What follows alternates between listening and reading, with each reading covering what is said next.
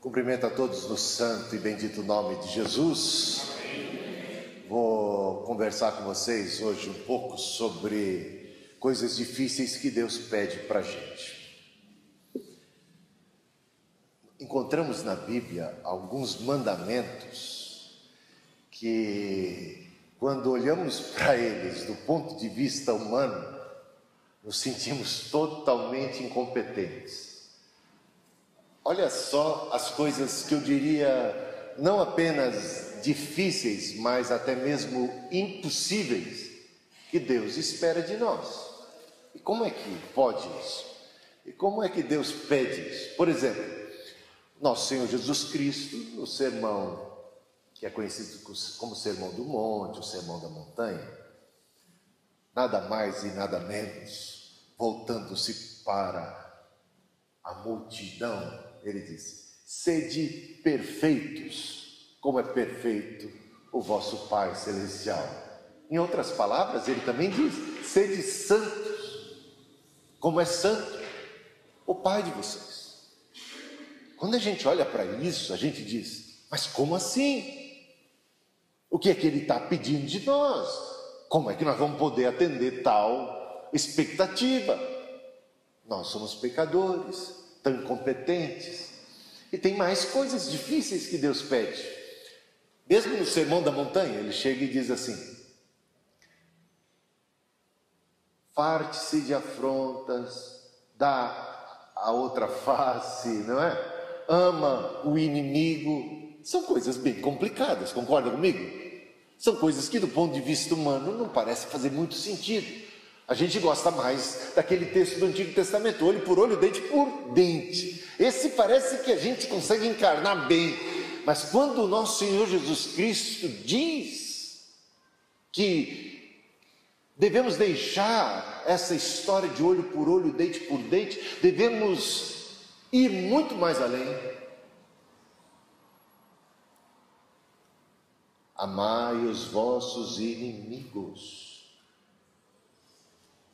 Dê a face ao que o fere, dê a outra face. Se teu inimigo exige que você ande 1 milha, anda com ele 2. Não resistais ao perverso. Tantas coisas que nosso Senhor Jesus Cristo está pedindo, que parecem completamente fora do nosso alcance, e poderíamos falar demais.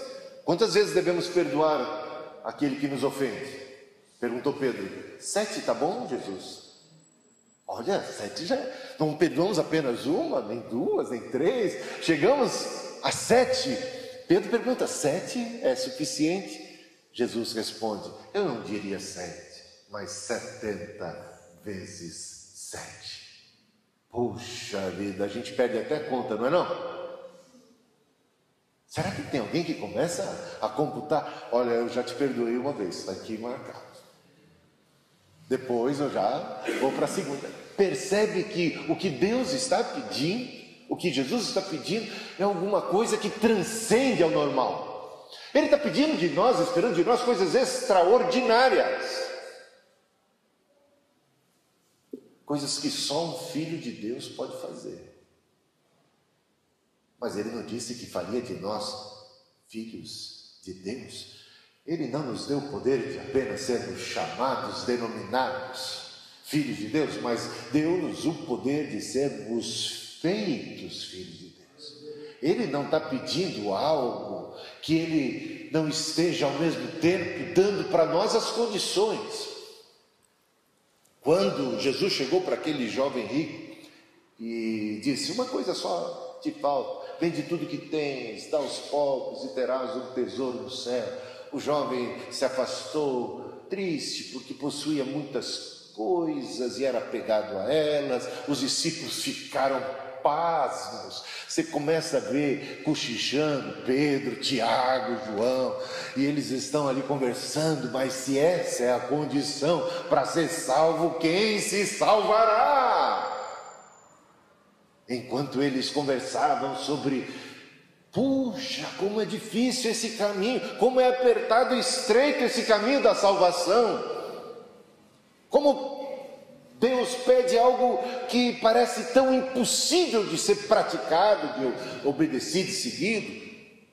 Jesus responde para aqueles discípulos, dizendo: aquilo que é impossível para os homens é possível para Deus. Mas como assim? Como isso pode ser possível para Deus através de seres humanos tão frágeis, tão suscetíveis? Quando Deus pede de nós: resistam ao diabo, resistir ao diabo. Como eu posso, como ser humano, resistir ao diabo? Fujam das tentações, digam não para a tentação. Como nós podemos dizer não para a tentação, resistir ao diabo, pisar na cabeça da serpente? Quem somos nós? Por nós mesmos nada podemos fazer. Jesus disse: sem mim nada vocês podem realizar, mas é comigo, sou eu em vocês. Deus está operando uma obra aqui na terra, que Ele começou a realizar através de Jesus, o ministério de Jesus, que é uma obra de transformação de seres humanos normais, digamos assim, naturais, em seres humanos espirituais. Olha só, né? Ele propõe um novo nascimento.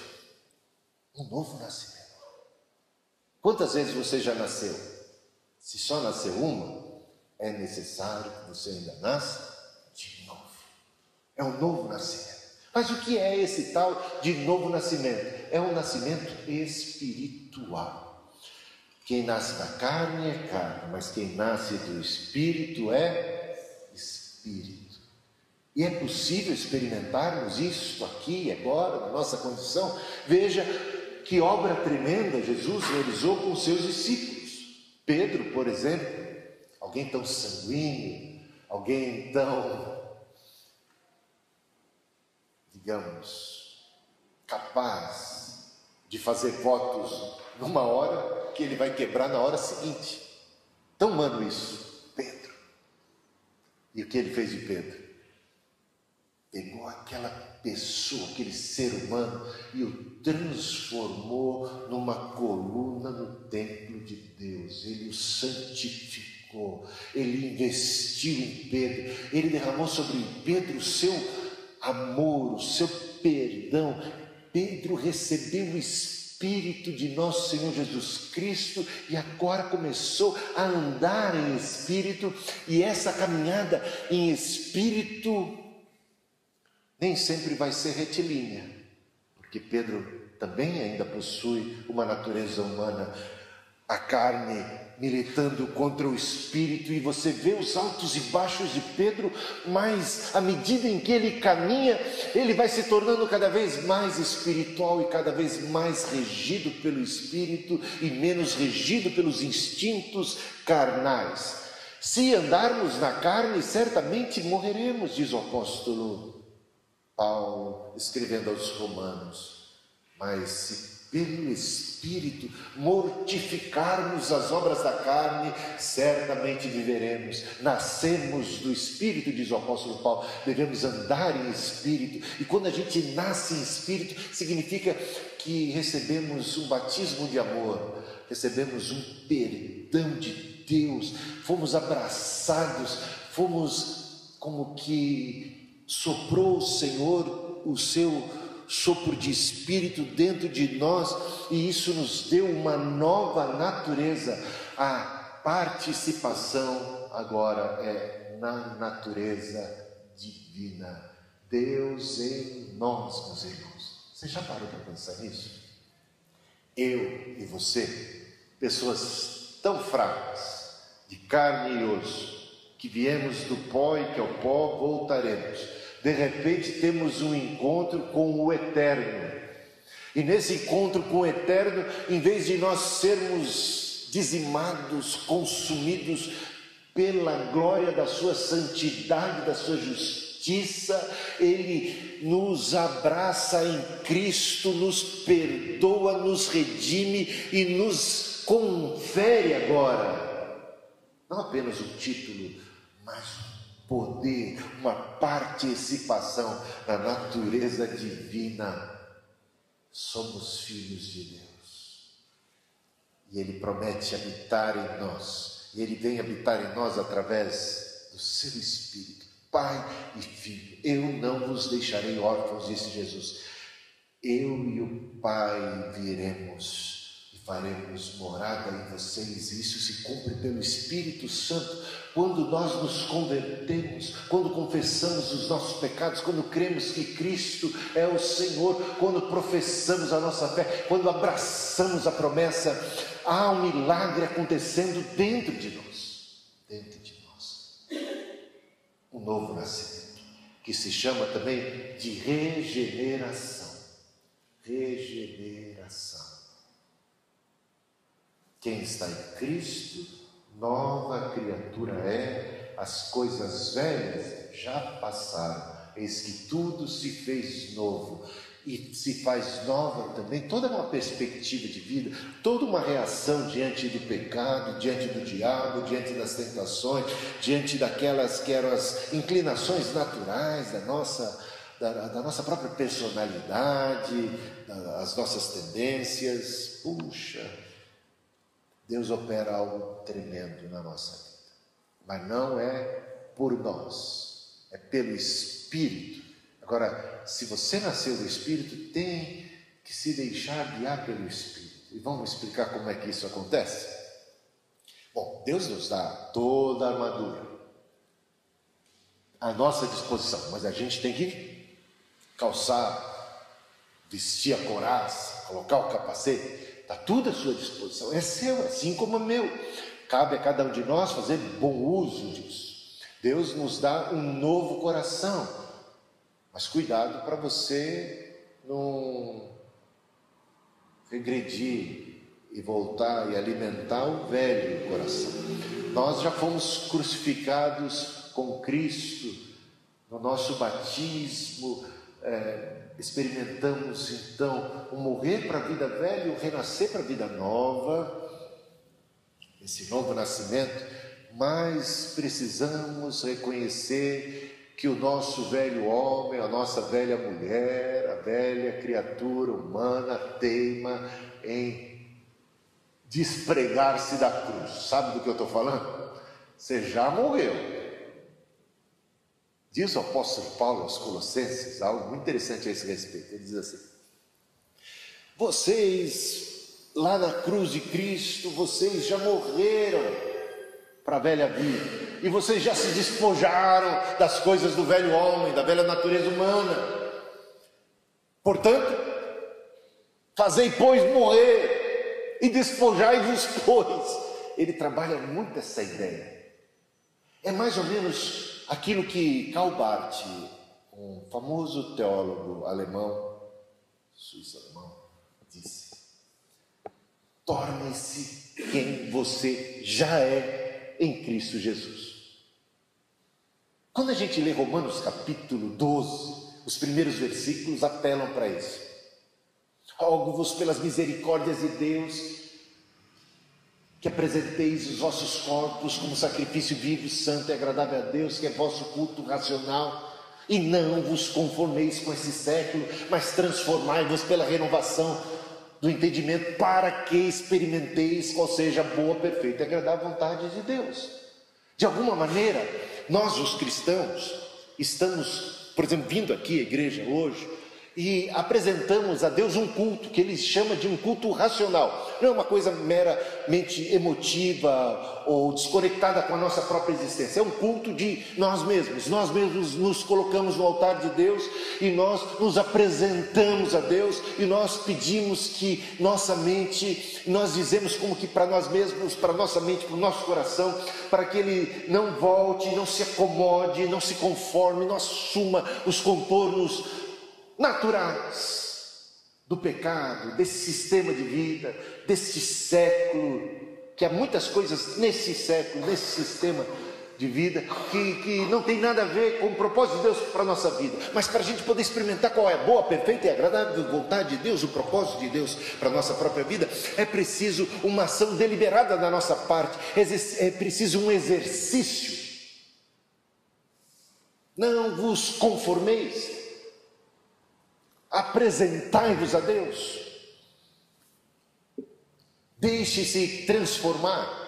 Então é uma rejeição daquilo que é o apelo desse mundo, ao mesmo tempo com uma disposição de sacrificar a carne e os apetites e se colocar nas mãos de Deus para experimentar o propósito de Deus na nossa vida. Diz o apóstolo Paulo então aos Colossenses: vocês precisam reconhecer que na cruz, no seu batismo, vocês foram identificados com a cruz e também com a ressurreição de Jesus. Na identificação com a cruz, vocês estão mortos para a vida velha. Portanto, conscientes de que isso é um fato e uma realidade, fazei, pois, morrer a vida velha.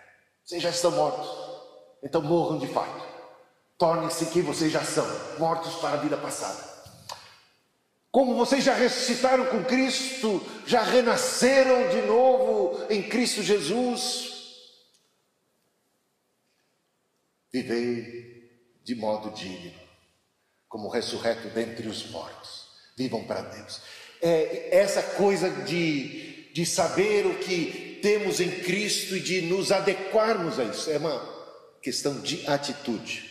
Por exemplo, Deus já nos deu todo o poder sobre o pecado. Diz o apóstolo Paulo com todas as letras: o pecado não terá mais domínio sobre vós. Ele nos deu o seu Espírito. Nós somos filhos de Deus. Podemos vencer o pecado. Mas vencer o pecado é um ato cotidiano. Não é alguma coisa que é de uma tacada se resolve. É todo dia. Cada momento. Somos mais ou menos como os alcoólatras anônimos, mesmo aqueles que nunca beberam. Lá, sabe o alcoólatra que não pode dar colher de chá para tentação. E cada dia eles dizem: mas este dia, só este dia que eu tenho que vencer. Então eles estão vencendo hora a hora, minuto a minuto. Se eu pensar que eu tenho que vencer todas as tentações que vão surgir na minha vida, isso é demais para mim. Mas as tentações da próxima hora, talvez eu consiga, com a graça de Deus. É assim, a cada passo, a cada momento. Não é fácil, é uma luta, é uma batalha espiritual, armados com todo o poder de Deus. Aí convido você a abrir, já falamos um pouquinho de Romanos 12, né? Eu quero que abram a partir do versículo 17, para a gente continuar falando de algumas coisas que eu diria basicamente extraordinárias. A vida cristã é realmente uma vida extraordinária. Deus pede de nós algo extraordinário, mas Ele concede a nós algo extraordinário para realizarmos o extraordinário. A partir do versículo 17, Romanos capítulo 12, diz assim: não torneis a ninguém mal por mal, esforçai-vos por fazer o bem perante todos os homens. Se possível, quando depender de vós, tende paz com todos os homens.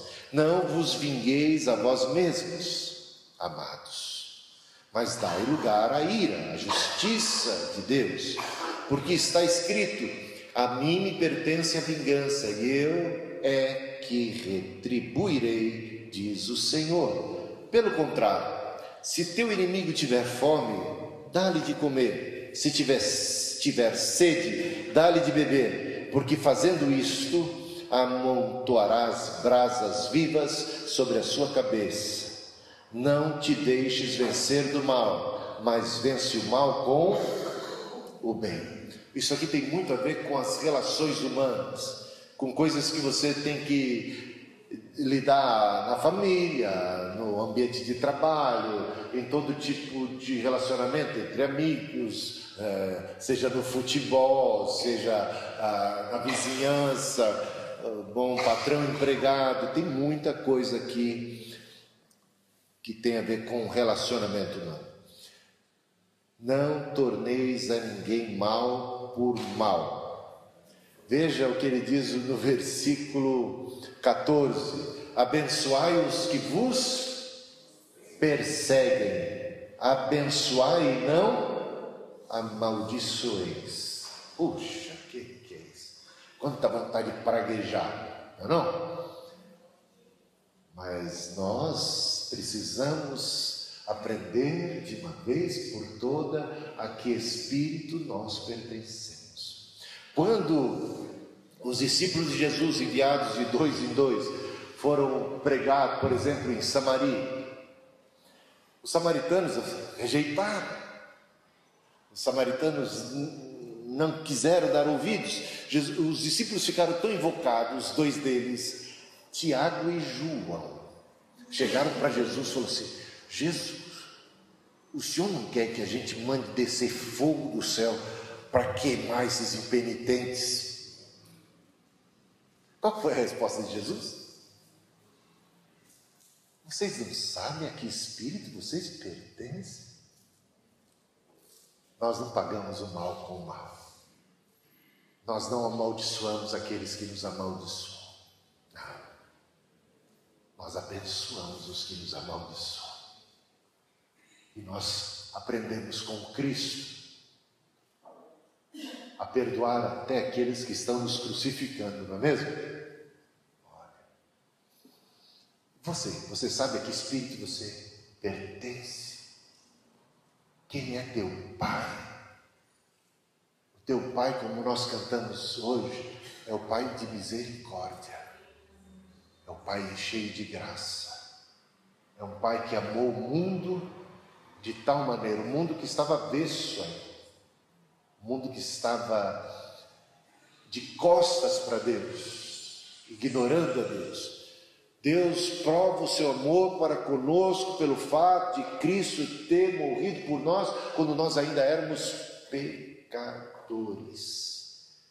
Nisto está a prova do seu amor. E aprendemos com Ele, porque o seu amor é derramado no nosso coração e fomos tremendamente perdoados, e tendo sido perdoados não podemos negar perdão a quem quer que seja, sob o risco de termos os nossos próprio perdão recebido cancelado pelo grande credor. E você sabe do que eu estou falando, daquela parábola que o grande credor chegou para ele alguém que lhe devia muito e disse: não tenho como pagar, por favor tenha misericórdia. O grande credor, piedoso, misericordioso, perdoou a esse. Só que esse agora, que receber o perdão, na sua caminhada,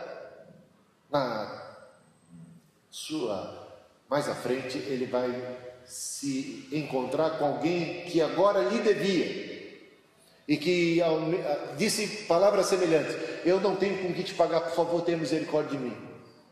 E ele não perdoa. Só que a notícia chega ao conhecimento do grande credor, e o grande credor então manda chamar esse que tinha recebido tanto perdão, mas que não concedeu misericórdia mais adiante, e disse: como é que você, tendo recebido tamanho perdão, mais adiante não foi capaz de conceder perdão àquele que lhe devia? Então eu vou tratar você do mesmo jeito que você tratou o outro. E aí, como é que fica? E se Deus tratar a gente do mesmo jeito que a gente trata os outros, como é que fica para nós? Complicou, não é? Por isso oramos: Pai, perdoa as nossas dívidas, assim como nós perdoamos aos nossos devedores. Não dá para escapar dessa. Ninguém deu a ele Deus em primeiro lugar para depois receber. Todo perdão e graça recebemos em Cristo antes mesmo de nascermos. Mais uma vez, tendo sido objetos de tamanho amor e misericórdia, ai de nós se não correspondermos, se não nos tornarmos filhos e agentes agora e mediadores agora desta misericórdia. Então não podemos tornar o mal com o mal. Devemos ser pacificadores. Bem-aventurados os pacificadores. Não podemos nos vingar a nós mesmos. Precisamos confiar na justiça divina e até clamar por misericórdia para aqueles que são contrários a nós. E no versículo 20, para terminar: pelo contrário, se teu inimigo tiver fome, dá-lhe de comer, se tiver sede, dá-lhe de beber, porque fazendo isso amontoarás brasas vivas sobre a sua cabeça. Não te deixes vencer do mal, mas vence o mal com bem. Eu conto uma ilustração e com isso nós encerramos. É a mensagem de hoje.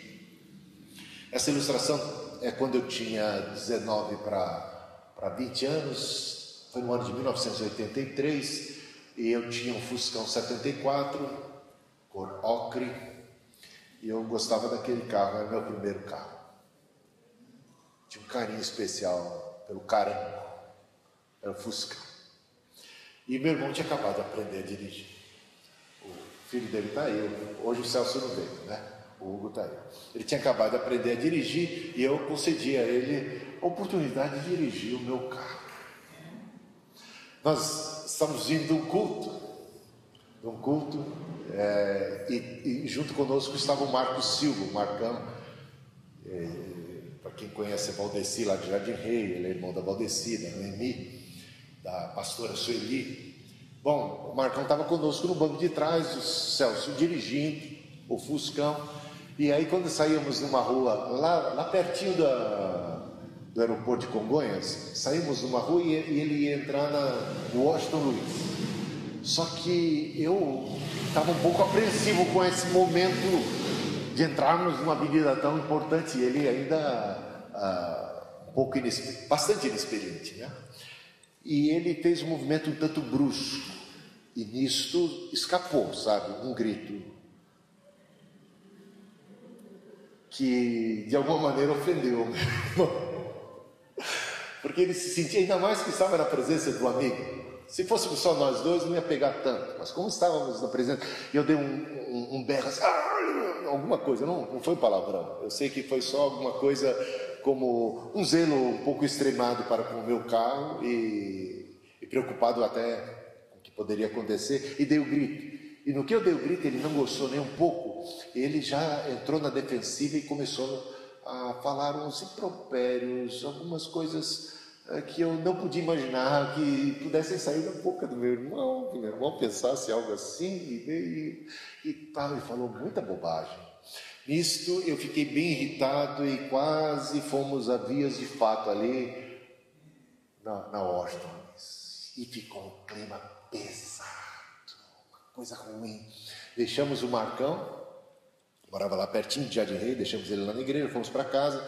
Meu irmão estacionou o carro na garagem, e a casa era assim, éramos todos solteiros, então passava-se pela sala, e meu irmão então passou pela sala, passou pelo corredor, passou pela cozinha e foi direto para o quarto, sem nenhuma palavra. Eu fiquei feliz que ele foi direto para o quarto, porque a cozinha ficou toda minha e a gente estava com fome. E aí eu fui preparar um lanche. Eu lembro até o lanche que eu preparei. Eu preparei um omelete e primeiro eu coloquei o bacon assim na frigideira, sabe? Aí depois coloquei um tomate assim, que eu gostava daquele tomate, aquele cheirinho assim, maravilhoso. E aí fiz aquele omelete, uma limonada gelada, e quando eu preparava isso, uma voz do além.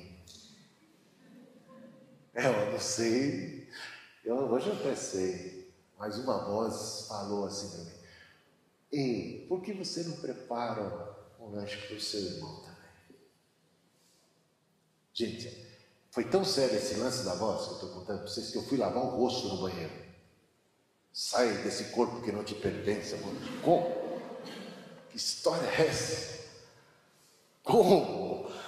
Que voz mais insana! Isso contraria os meus instintos mais primitivos, porque eu estava o tempo todo o quê?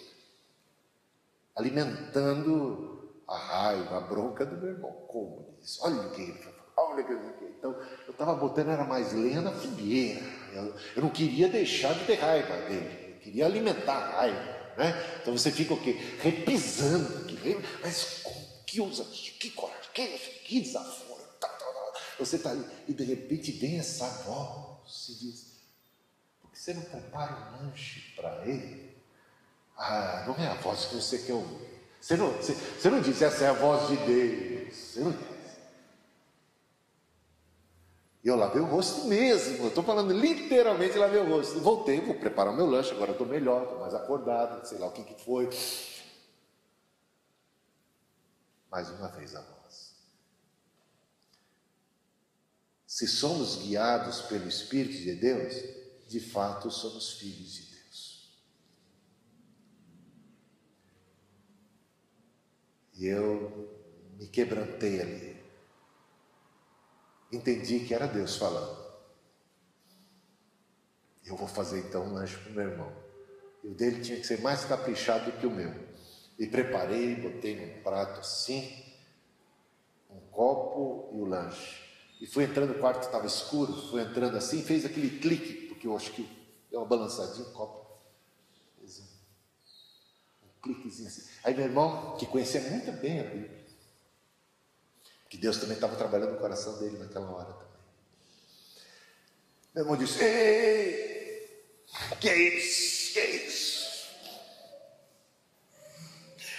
Eu falei: é um lanche. Você não está com fome?